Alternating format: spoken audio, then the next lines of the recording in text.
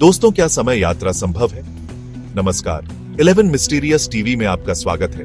क्या आप यकीन करेंगे अगर मैं कहूं कि एक विमान अपनी मंजिल से 37 साल की देरी से पहुंचा?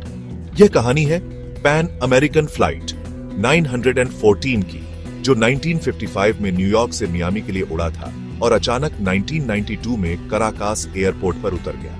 क्या समय सिर्फ हमारी घड़ी की सुइयों तक सीमित है, या ब्रह्मांड में कोई ऐसा आयाम भी है जहां समय ठहर जाता है? यह घटना समय, स्मृति और यथार्थ की हमारी धारणाओं को चुनौती देती है। कुछ लोग इसे टाइम वॉर्म होल से जोड़ते हैं, तो कुछ इसे मनगढ़ंत मानते हैं। लेकिन शायद हम सब मानना चाहते हैं कि इस दुनिया में हमारी समझ से परे भी कुछ है।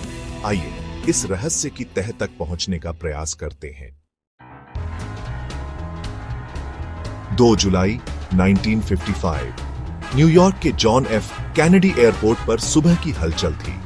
यात्री पैन अमेरिकन फ्लाइट 914 में सवार हो रहे थे, जो मियामी के लिए उड़ान भरने वाली थी।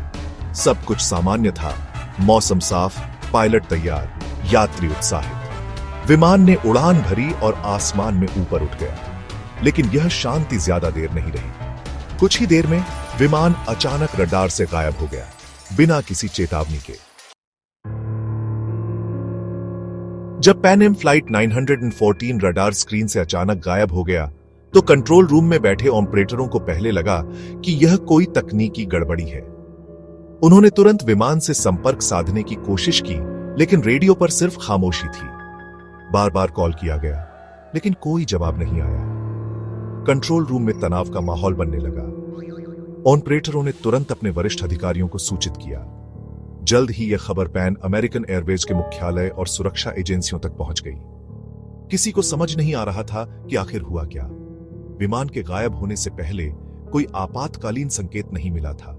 यह कैसे संभव था कि एक पूरा विमान, जिसमें 61 लोग सवार थे, बिना कोई सुराग छोड़े आसमान में विलीन हो जाए? आमतौर पर जब कोई विमान दुर्घटनाग्रस्त होता है, तो रडार पर उसके मलबे के टुकड़े दिखाई देते हैं, या फिर पायलट का आखिरी संदेश रिकॉर्ड हो जाता है। लेकिन यहां ऐसा कुछ भी नहीं हुआ। इस घटना ने तुरंत एक बड़े खोज और बचाव अभियान को जन्म दिया। लेकिन किसी को यह पता ही नहीं था कि विमान आखिर गायब कहां हुआ। उसके आखिरी झांक स्थान के आसपास के विशाल समुद्री क्षेत्र में खोज शुरू की गई, लेकिन कोई सुराग नहीं मिला। दिन हफ्तों में और हफ्ते महीनों में बदलते गए, लेकिन फ्लाइट 914 का कोई नामो निशान नहीं मिला। पैन एम फ्लाइट 914 के गायब होने की खबर आग की तरह फैल गई। यात्रियों के परिवार वाले एयरपोर्ट और एयरलाइन के दफ्तरों में इकट्ठा होने लगे। उनके चेहरों पर चिंता और आंखों में उम्मीद की एक किरण थी। अधिकारियों के पास उन्हें देने के लिए कोई ठोस जवाब नहीं था। वे बस इतना ही कह पा रहे थे कि खोज अभियान जारी है। जैसे जैसे समय बीतता गया, उम्मीद निराशा में बदलने लगी। बिना किसी सुराग के एक विशाल महासागर में खोज करना भूसे के ढेर में सुई खोजने जैसा था। अखबारों और रेडियो पर रोजाना इस घटना के बारे में खबरें आती थी। तरह तरह के कयास लगाए जा रहे थे, लेकिन किसी के पास कोई सबूत नहीं था। यात्रियों के परिवारों के लिए यह इंतजार किसी अंतहीन पीड़ा से कम नहीं था। हर फोन की घंटी पर उनका दिल दहल जाता, लेकिन हर बार उन्हें निराशा ही हाथ लगती। कई महीनों की लगातार और निष्फल खोज के बाद अधिकारियों ने आधिकारिक तौर पर घोषणा कर दी कि पैन एम फ्लाइट 914 दुर्घटनाग्रस्त हो गया है और सभी 61 लोगों को मृत मान लिया गया है। एयरलाइन ने मुआवजे की पेशकश की, लेकिन कोई भी रकम उनके प्रियजनों को वापस नहीं ला सकती थी। इस घटना ने कई परिवारों को हमेशा के लिए तोड़ दिया। समय बीतता गया, लेकिन फ्लाइट 914 का रहस्य लोगों के जहन में जिंदा रहा। यह विमानन इतिहास की सबसे बड़ी अनसुलझी पहेलियों में से एक बन गया। अब कहानी में 37 साल का एक लंबा फासला आता है।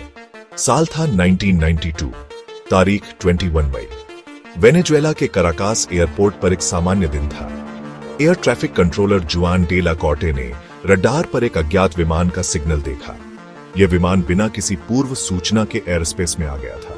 जुआन ने संपर्क साधा तो पायलट ने कहा, हम पैन एम फ्लाइट 914 हैं, न्यूयॉर्क से मियामी जा रहे हैं। हमारे विमान में 57 यात्री हैं।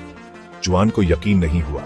पायलट ने बताया, हम न्यूयॉर्क के आइडियल वाइल्ड एयरपोर्ट से सुबह 9:55 पर उड़े थे और हमें 11 30 पर मियामी पहुंचना था। जुआन और उसके सहकर्मी हैरान रह गए।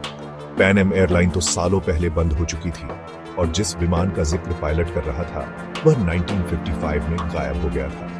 जुआन ने पायलट से पूछा, क्या आप जानते हैं कि आज की तारीख क्या है? पायलट ने जवाब दिया, 2 जुलाई 1955। जुआन ने बताया, आज 21 मई 1992 है। रेडियो पर खामोशी छा गई। एयरपोर्ट पर आपातकाल की घोषणा कर दी गई। कुछ ही मिनटों में एक पुराना डगलस DC-4 विमान एयरपोर्ट के ऊपर मंडराता हुआ दिखाई दिया। यह वाकई में एक पुरानी दुनिया से आया हुआ मेहमान था। 37 साल पहले खोया हुआ एक विमान अपने यात्रियों के साथ वापस लौट आया था। लेकिन यह रहस्य अभी खत्म नहीं हुआ था।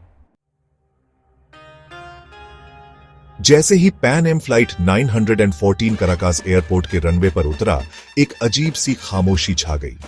सुरक्षाकर्मी और एयरपोर्ट स्टाफ अपनी आंखों पर यकीन नहीं कर पा रहे थे। विमान के अंदर से यात्रियों के चेहरे खिड़कियों से झांक रहे थे। उनके चेहरे पर घबराहट और भ्रम के भाव थे। उन्हें आधुनिक जेट विमान, नई गाड़ियां और बदली हुई इमारतें दिखाई दे रही थी। उनके लिए यह सब किसी भविष्य की फिल्म जैसा था। कैप्टन भी उतना ही हैरान था। जब कंट्रोल टावर से बताया गया कि 37 साल बीत चुके हैं, तो उसकी प्रतिक्रिया दहशत भरी थी। एयरपोर्ट ने तुरंत ग्राउंड क्रू की एक टीम को विमान की ओर भेजा। वे यात्रियों और क्रू से बात करना चाहते थे, लेकिन जैसे ही ग्राउंड स्टाफ की गाड़ियां विमान के नजदीक पहुंची, कैप्टन ने घबराहट में चिल्लाकर कहा, हमसे दूर रहो, हम अभी यहां से जा रहे हैं। उसने विमान के इंजन फिर से चालू कर दिए। कंट्रोल टावर से उसे रुकने के लिए कहा गया, लेकिन कैप्टन ने किसी की नहीं सुनी। विमान तेजी से रनवे पर दौड़ा और कुछ ही पलों में वापस आसमान में उड़ गया।